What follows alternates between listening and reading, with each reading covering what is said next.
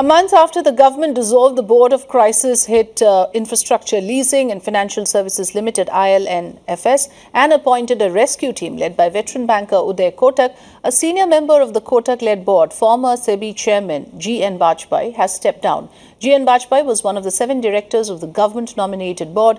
Bajpai's decision to step down comes a day after the newly constituted board of IL&FS submitted the tentative revival plan to the National Company Law Tribunal. He has, however, given personal reasons for his stepping down.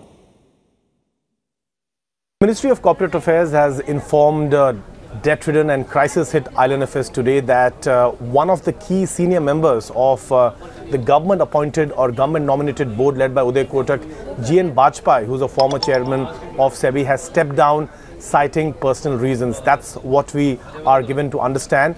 And this is an interesting development because it comes more than a month after the government dissolved the board of IL&FS and decided to appoint a rescue team led by veteran banker Uday Kotak. It's interesting because even back then, when Mr. Bajpai's name was mentioned as one of the board members, proxy advisory firms had questioned the rationale behind Mr. Bajpai's appointment. In fact, they had raised the issue or highlighted the fact that the SFIR was probing an alleged conflict of interest case against GN Bajpai regarding his role as an independent director on the board of Kingfisher Airlines.